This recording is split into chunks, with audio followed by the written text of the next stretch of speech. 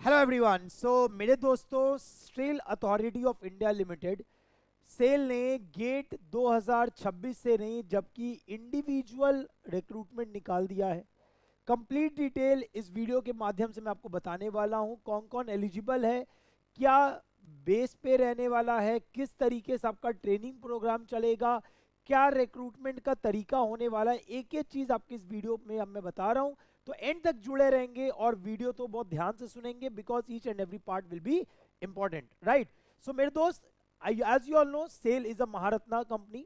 तो इन्होंने रिक्रूटमेंट निकाला है for management trainee in E1 grade. ठीक है। अब यहाँ पे अगर आप रिक्रूटमेंट देखोगे तो केमिकल के लिए 5 है, सिविल के लिए 14 है, कंप्यूटर के लिए 4 है, इलेक्ट्रिकल के लिए 44 है, इंस्ट्रूमेंटेशन के लिए 7 है, मैकेनिकल के लिए 30 है, मेटलर्जी के लिए 20 है। तो टोटल इट काउंट्स टू 124। अब यहाँ पे अगर हम बात करते हैं रिजर्वेशन का, तो अनरिजर्व कैटेगरी के पास 35 सीट है, ओबीसी नॉन क्रीमी लेयर के लिए 31 सीट है, एससी के लिए 22, एसटी के लिए 18 है, इकोनॉमिकली वीकर सेक्शन के लिए 18 है। अब अगर हम एज क्राइटेरिया की बात कर रहे हैं तो टोटल आपका अपर लिमिट जो बोला 28 ईयर्स है as on 5th of December 2025। अगर आप इससे पहले बॉर्न हो तो इसके आप इसको नहीं दे सकते हो। रिलैक्सेशन की बात करें तो एससी एसटी को 5 साल के रिलैक्सेशन है, ओबीसी एनसीएल को 3 साल का है, पीडब्ल्यूबीडी आपका general SC ST OBC 10 15 13, and आपका अगर डिपार्टमेंटल कैंडिडेट ऑलरेडी आप अगर सेल में हो तो उनके लिए 45 है।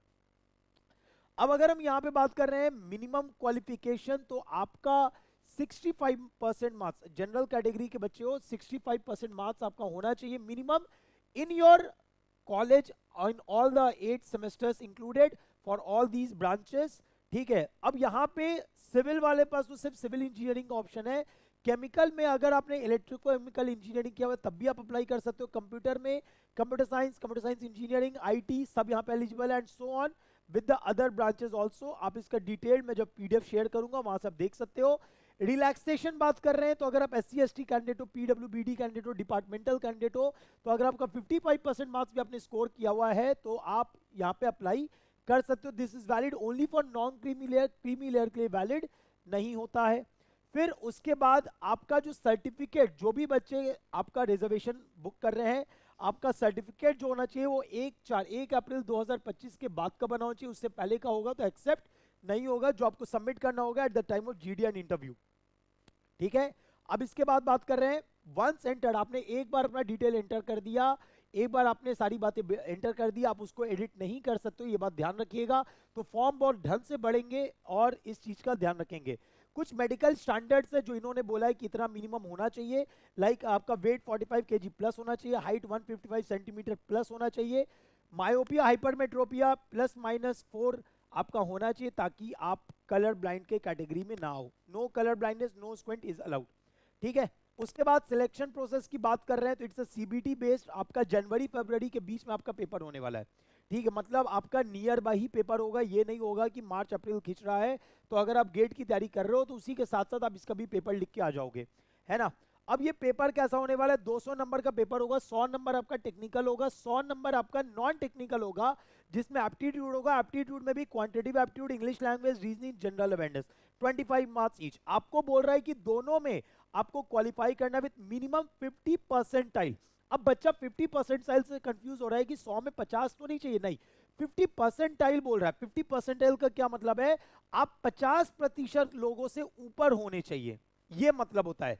फॉर एग्जाम्पल अगर 100 नंबर है, 100 नंबर में टॉपर का नंबर 66 है और तुम्हारा नंबर लेटेस्ट से 35 आया, लेकिन तुमसे 52% बच्चा पीछे है, मतलब 52% बच्चों का नंबर जो है वो 35 से कम आ रहा है, तो आप अभी भी सिलेक्टेड होगे। Are you getting my point. तो ये नहीं होता कि 50% मांग रहा है, इट इज आस्किंग 50 परसेंटाइल, साफ साफ यहाँ पे बोला हुआ है। ठीक है। और अगर ओबीसी एससी एसटी है तो यहाँ पे आपको 40 परसेंटाइल बोला हुआ है, परसेंटाइल बोला है, परसेंटेज नहीं बोला है।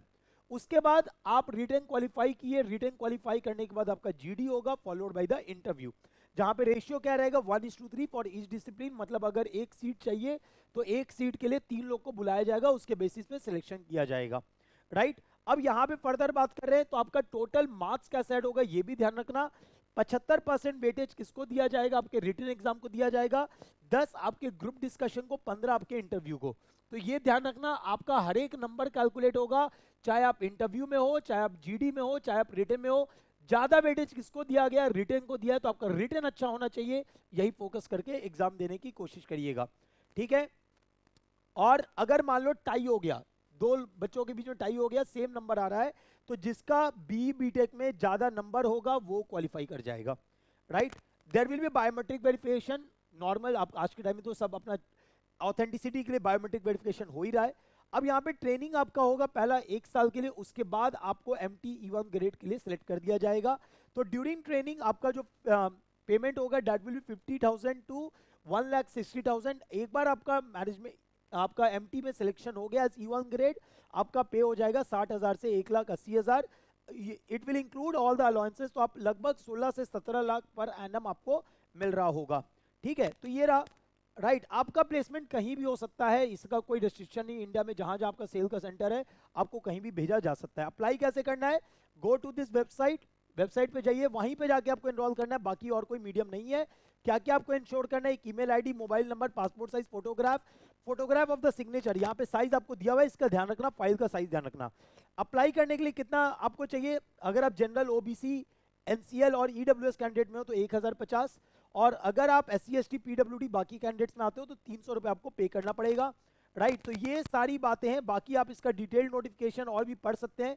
एक चीज यहाँ पे ध्यान रखना, आफ्टर अप्लाइंग ऑनलाइन, एक बार आपने अप्लाई कर दिया, candidate is required to download the system generated slip. आपको स्लिप मिलेगा, वो बहुत इंपॉर्टेंट है, वो डाउनलोड करके सेव कर लेंगे, because it will be a unique application number, और इसी से आप आगे लॉग इन कर सकते हो, ठीक है। तो don't miss this thing, very important है ना। तो ये चीजें ध्यान रखेंगे, है ना। बाकी सारी बातें मैंने बता दी है, थोड़ा सा और जो बातें वो ध्यान रखेंगे। तो आपका ये रजिस्ट्रेशन कब से स्टार्ट हो रहा है? 15 नवंबर स्टार्ट हो चुका है ये, और इसका क्लोजिंग डेट है 5 दिसंबर। तो जो भी बच्चे तैयारी कर रहे हैं गेट 2026 के लिए, पास आउट स्टूडेंट्स हैं, जरूर इसको अप्लाई करिए। और अपने तैयारी में एक और चीज जोड़ लीजिए कि भैया हमको ये एग्जाम देना है, और इस एग्जाम के लिए कोई बहुत एक्स्ट्रा एफर्ट नहीं लगाना है, जो आप ऑलरेडी पढ़ लो बस वही जाके ढंग से देना है, दैट्स इट। क्लियर है बात? तो पढ़ते रहिए, जुड़े रहिए चैनल के साथ। आपका ये डिटेल्ड वीडियो मैं टेलीग्राम चैनल पे डाल दूंगा, लिंक आपको डिस्क्रिप्शन में गिवन है, सो आप उस लिंक पे ज्वाइन कर लेंगे, और वहीं पे आपको इसका PDF मिलता रहेगा। और इसी तरह सारे नोटिफिकेशन आपको हम कंटिन्यूअस भेजते रहेंगे, और आप पढ़ाई करते रहिए बढ़िया तरीके से, right. Thank you everyone, meet you all for the next session, till then bye bye.